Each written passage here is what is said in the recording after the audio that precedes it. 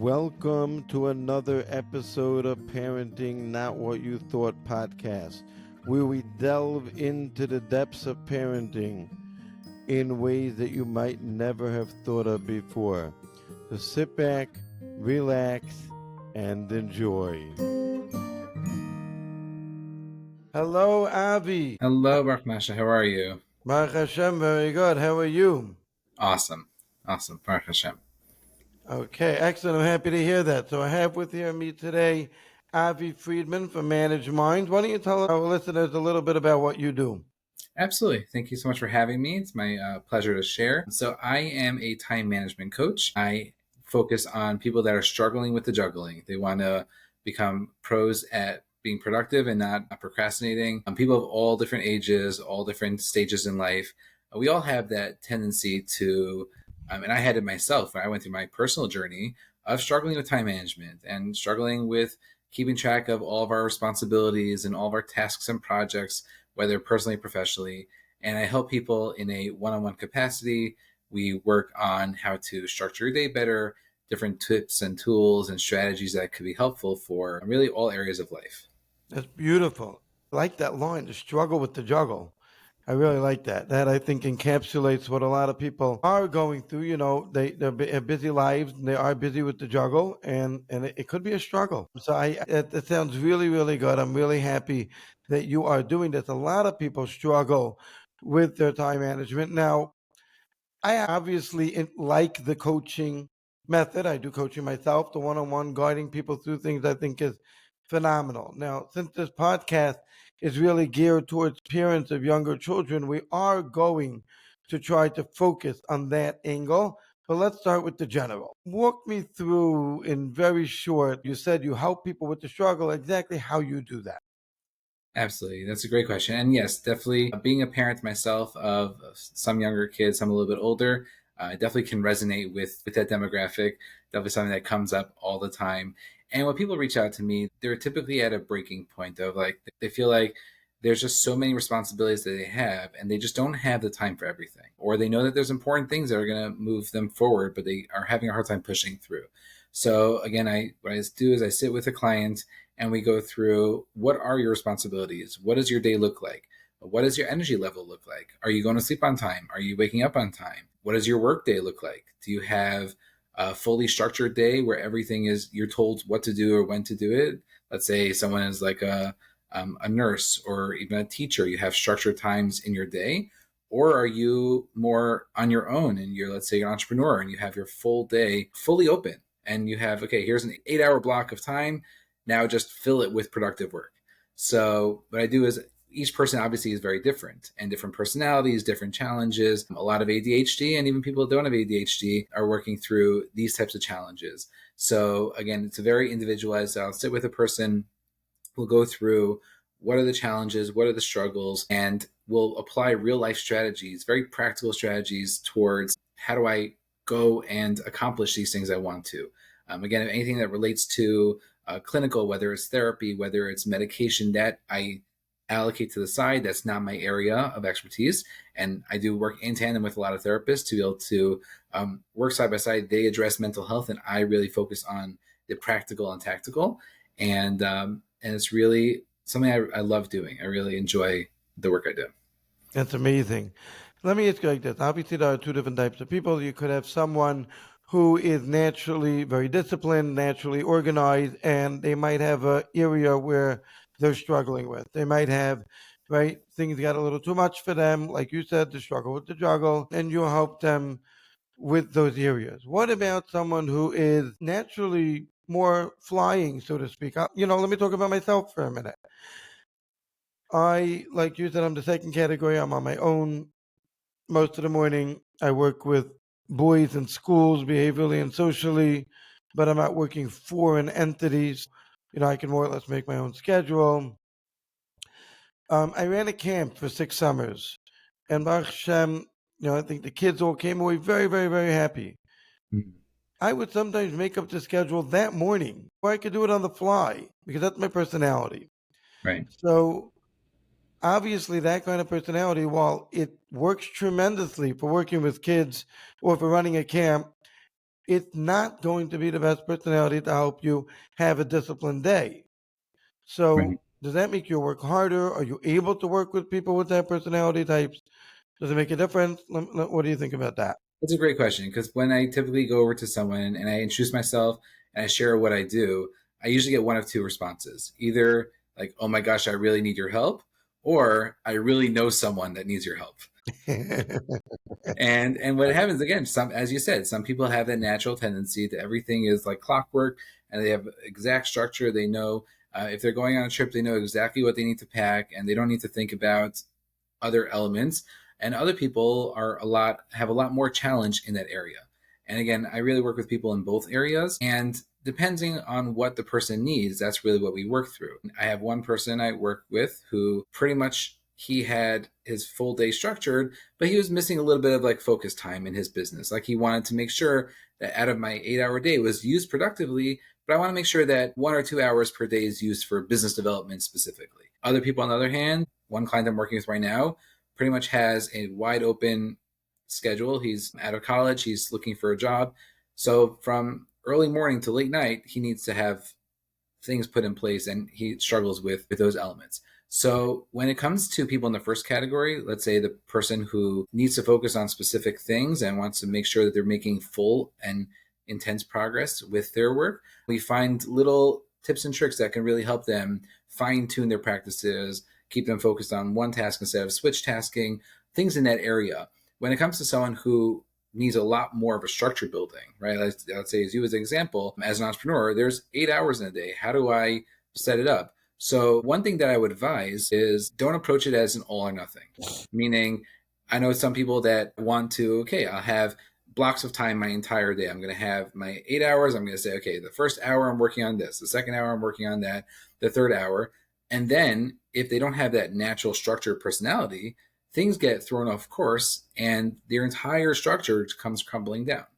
Rather, I would say, is try to find 1 or 2 blocks of time where you can really solidify those, let's say beginning of the day or after lunch, or find something you can attach it to, let's say before mincha or after mincha, or the first hour of the day when you get to your office, or the first hour when you wake up in the morning. Try to find a couple of blocks, again, 1, 2, 3, depending on each person, where you have a secure structure, a secure foundation, and then build on that slowly. Because That if we is try to structure fantastic. everything, it's not going to Right. be sustainable. That's fantastic advice. I do that in my work with kids and my work with parents. We always start small, hit it small. When you feel like it's an all or nothing, you're bound to lose. Absolutely. That's phenomenal. I was actually going to ask you that if you go for all or none when you're dealing with this kind of a person. I actually had just that reminds me of a client I'm working with. So we've made a lot of progress in many areas. And he hired me for business purposes, but when you're going to sleep at 2 and 3 in the morning consistently, that's going to impact your business also. So it ended up translating into that. And his wife called me up and said, "Why is my husband not improving on all these areas?" I said, if we have the expectation that he's going to change overnight, and I have this magic formula that all of a sudden making progress in 4 different areas of his life, so it really should be 10, like that's not sustainable. Like my goal is to make sure that we take those steps, address what's happening, one step at a time. Is it being sustained? Is it becoming routine? Are you successfully working through that process? If it is, great, keep it up. If it's not, let's take a step back, Great. reassess, and then continue the process. Beautiful. I see also like people they expect a lot from others and they expect a lot from themselves. I have to tell the parents that I work with the same way I'm teaching you to give your children time to develop, you have to give yourself time to develop as well. And you have Absolutely. to give yourself credit for the work that you've done and understand that you're not going to be turned over in one day from 0 to 100. Life doesn't work that way. Absolutely. Talking about parents, let me walk you through what I think might not be an uncommon scenario. You Okay. have a young man or a young woman who's very good, they're organized, their work day is going great, and everything is really flowing well. And then they get married, they have a couple of children with the help of Hashem, and all of a sudden, there's monkey wrenches in there that they had no idea ever existed. and their time is not their own. And they have to work their ways around babies being up the whole night, their babies getting sick, throwing up, etc., etc., etc. And when they say they need to be by a certain place at a certain time, and they're about to leave the house, and the baby leaks through all their clothes, they got a problem. And there's not much they can do about it. So now they're getting frustrated. What would you advise such a couple? I love that question because that was me. That is my entire journey. When I was growing up, elementary school, high school, I was very organized. I was a great student. Thank God I had good grades. I was studying for tests consistently. And once I left yeshiva, or even in yeshiva, I was starting to struggle with very basic things. When I was going to college at the same time, I was struggling with getting my assignments in on time. I was struggling with meeting the deadlines. I was struggling with paying bills. I forgot which bills were auto pay, which weren't, and just missing the dates of when the things are due. And what I find is when we're in school, we're given a very set structure. Here is where you have to be, what you have to do, by when it's due. And when we get into the real world, it's a whole different ballgame. And for people that are naturally organized, sometimes they have no challenge with that. They give themselves that structure, just do it, right? Like the Nike, just do it. It's not easy for many of us, for most of us, I would say. And then that's how I began my journey into coaching. Was I was doing a lot of personal development work. I had 45 reminders daily on my phone, just buzzing back and forth. So I just snoozed them all and did nothing because it was just too much going on. And again, I learned a lot of tools, a lot of trainings, hired a coach. All those things really did help me. And so I would say to a parent in that situation, I would say, first of all, give yourself some grace. First of all, like realize that you're not gonna be able to control everything, and there's no reason to have that feeling like, oh my gosh, I'm not performing, I'm not doing what I need to do.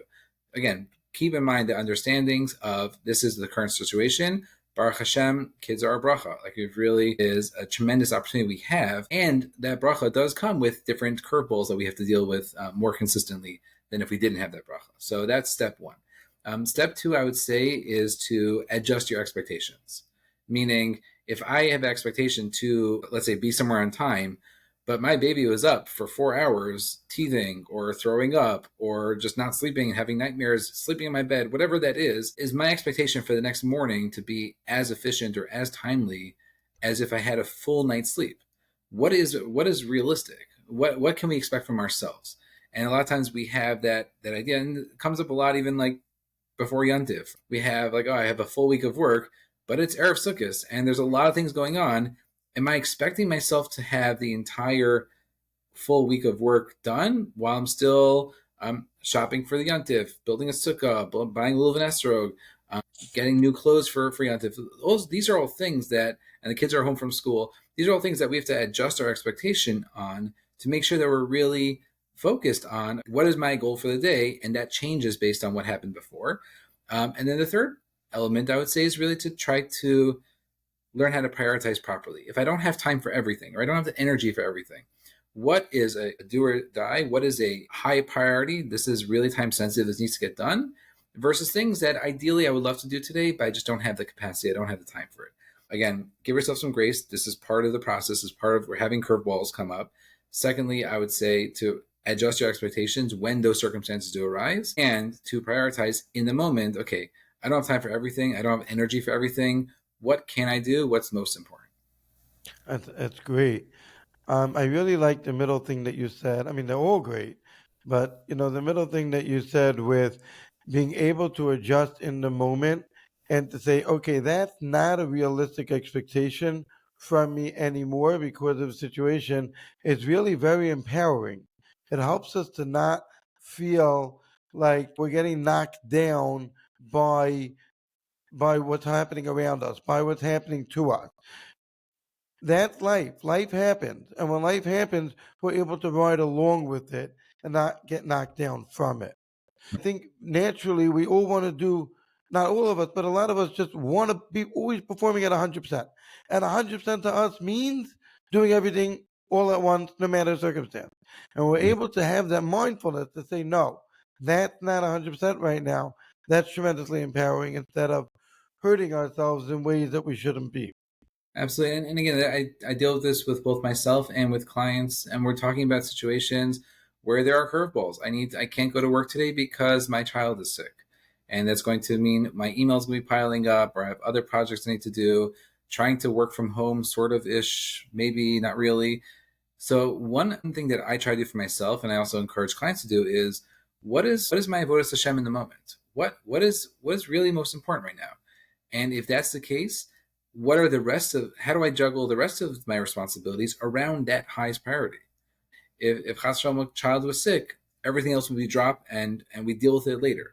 So when we have smaller things, again, we're not dropping everything, but bearing in mind that this is what Hashem wants from me right now. This is really where I am in the moment. Now, with this circumstance, what can I do moving forward? And it comes up a lot when people leave yeshiva, and I'm sure this happens in people you speak to.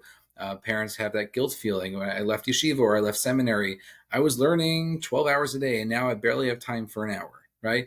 Um, because the expectations in yeshiva are so much different than they are in a working world, or the expectations in seminary to be able to do the amount of davening or chesed that they're able to do come now that as a parent, like I'm running a household, how do I have time for all those things?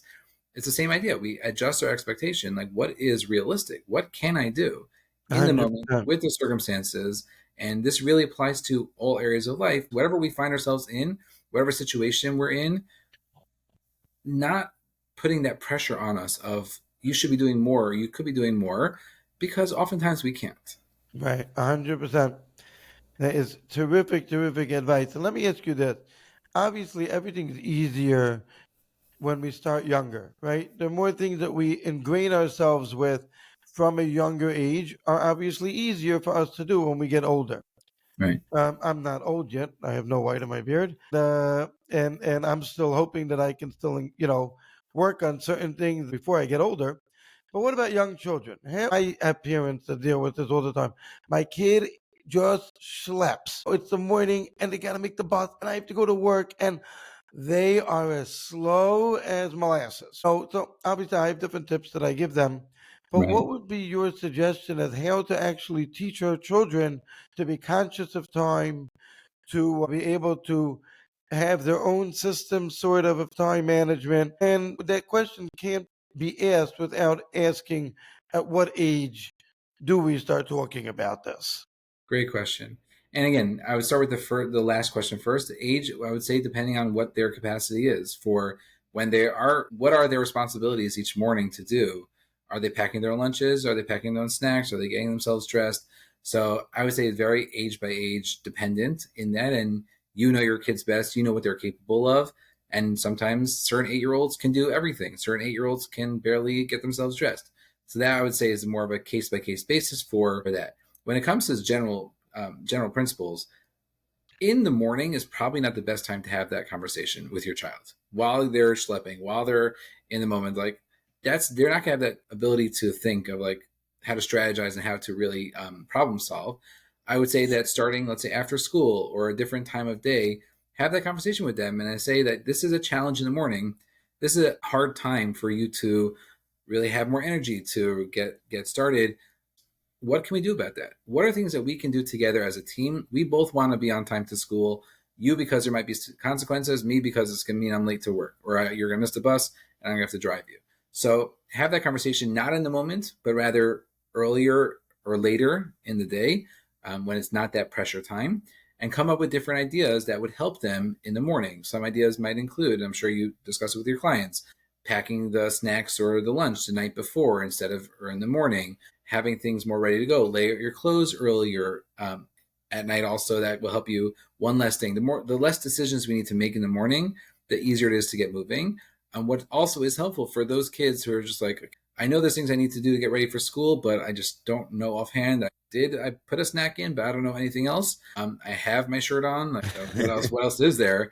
So for them, maybe having like a visual chart. Okay, here are the 5 things you need to do in the morning. You need to get dressed. You need to get your snacks and your lunch. You need to fill up your water bottle. You need to brush your teeth. You need to eat breakfast. Those are things that sometimes kids need, that visual reminder of here are the things I need to do for the morning, and in a way where they can say, okay, this one I did, this one I did, and then just walk through that process. And when they get stuck, like, what am I doing? You can guide them to their chart and say, look at your chart. Is there anything that you're missing from those 5 things? Or again, however you want to break it down. Okay, that's great advice. Talking to people not in the moment is always good advice. In the moment usually does not work. It's interesting, I had a client that had a very hard time with their child. They're always rushing them and rushing them. Make the bus, make the bus, make the bus. And when we had, discussed different things about the child, they learned from, I don't even know if we discussed it straight, but they had deduced from, the work that we did together that maybe they shouldn't push the child so much. And the mother told me she sort of pulled back and she stopped talking about the bus and she made the morning time more of a happy, relaxed atmosphere. And he never missed the bus again. Wasn't sometimes we miss what's really happening. And we think he's having a problem with time management, but really it's just stress that's killing him. Right. Yeah, or even playing music in the morning is a good idea also. And they do that in camps, and it seems to give that positive energy. Do the same thing in the morning Right. when everyone's getting dressed or moving around, then they could dance to the music or move around faster. That's also a positive idea.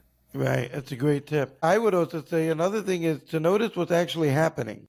You might feel like the morning's very stressful and your kids are never going to make the bus. You have to push them, push them, push them. But then you notice that at the end, they always make the bus. And the reason is because they actually are motivated to make the bus, like you said, for whatever is going on in school. And they're just grumpy. It's the morning. So they're not giving off that impression. So the impression that they're giving off is different from the actual facts that's happening on the ground. So Right. that could be sometimes also, and that would be specifically a morning tip. But I think what we're learning from Avi here is that when you want to teach your children about time management in general, don't discuss it in the moment. Discuss it when it's not in the moment, and you're really not teaching them to have a different personality than they have.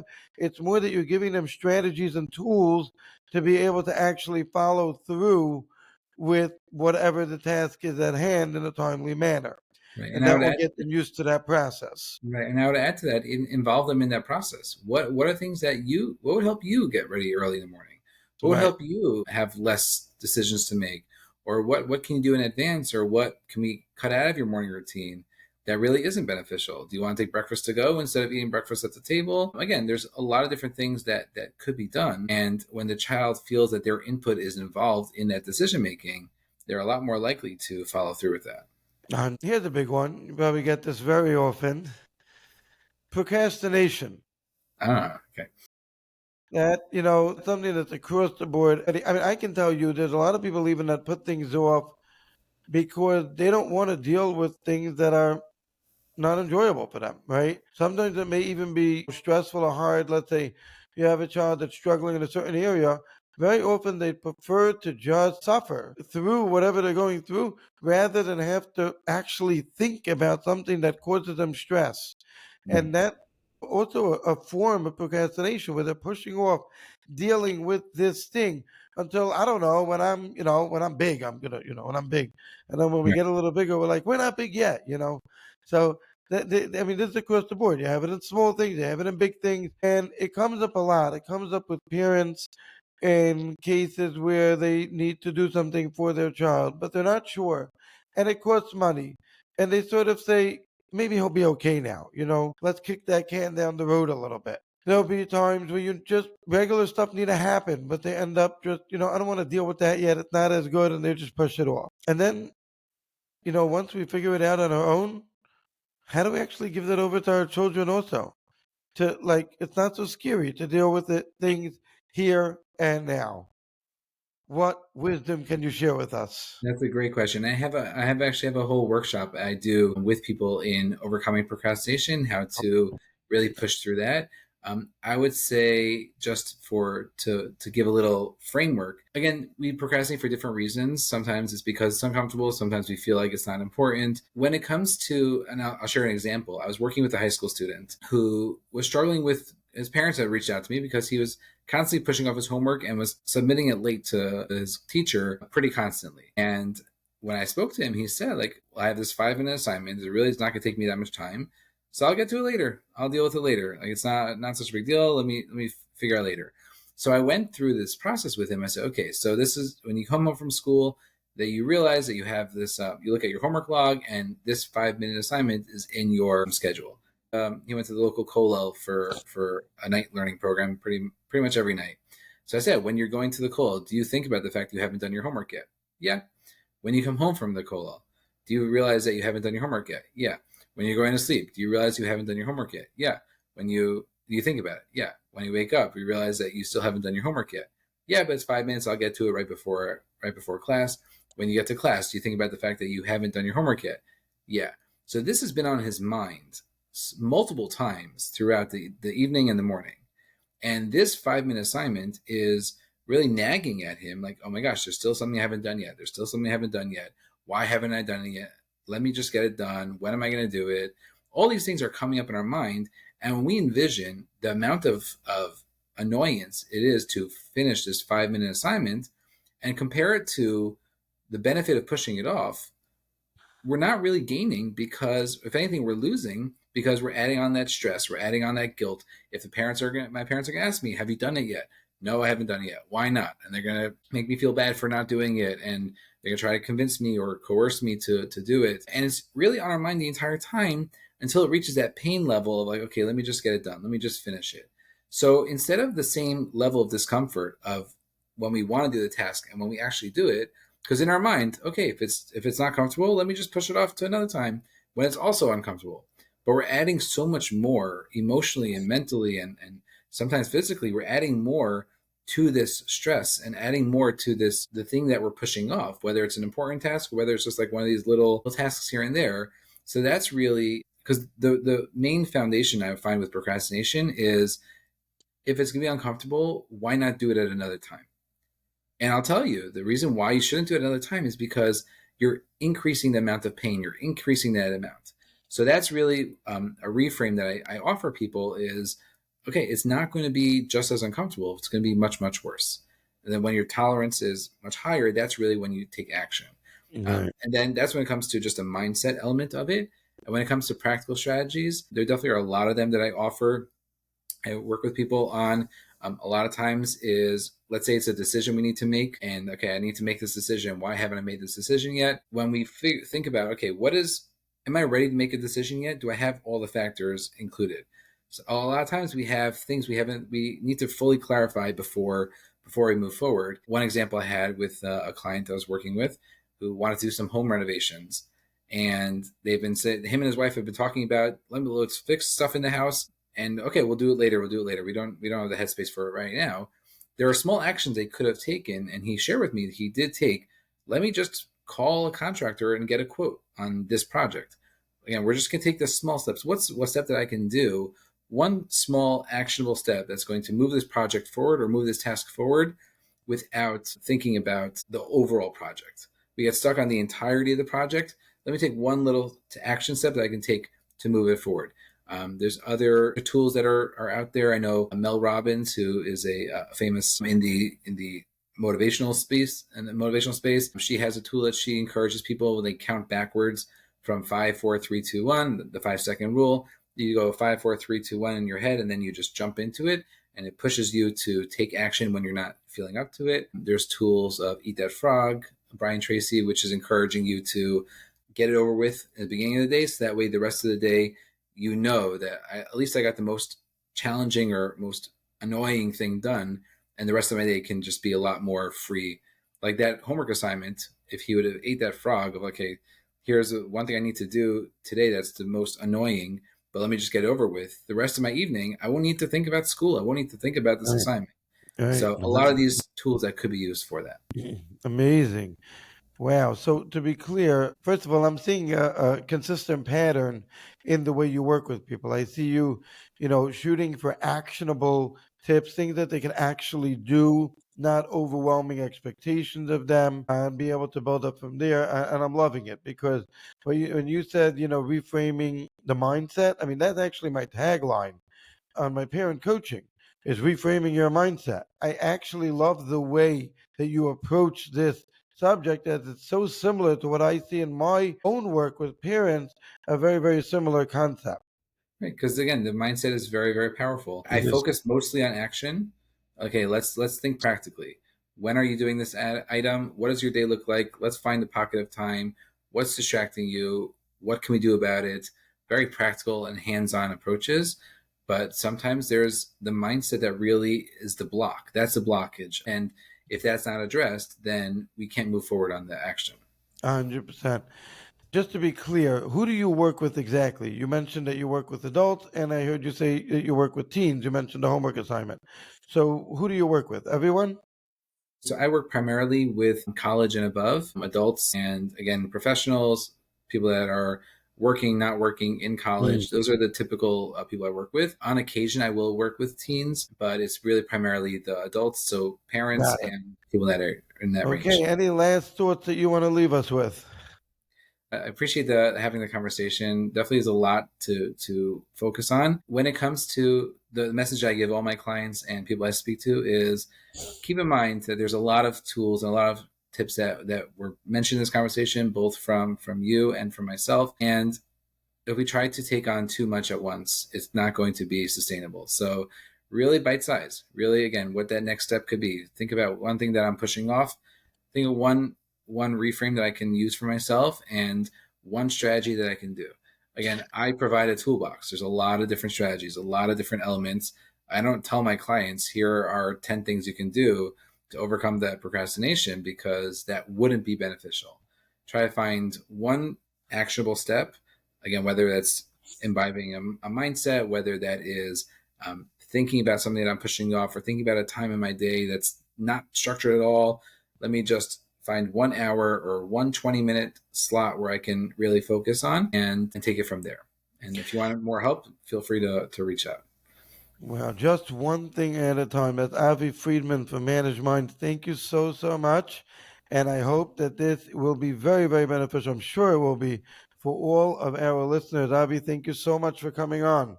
Absolute pleasure. Thank you so much for having me. Thank you for joining us on another episode of Parenting Not What You Thought podcast. I truly hope that this episode has been beneficial for you in your parenting. Please let me know either in the comments or by sending me an email at Baruch, that's BORUCH, at bmaparenting.com. Have a wonderful day.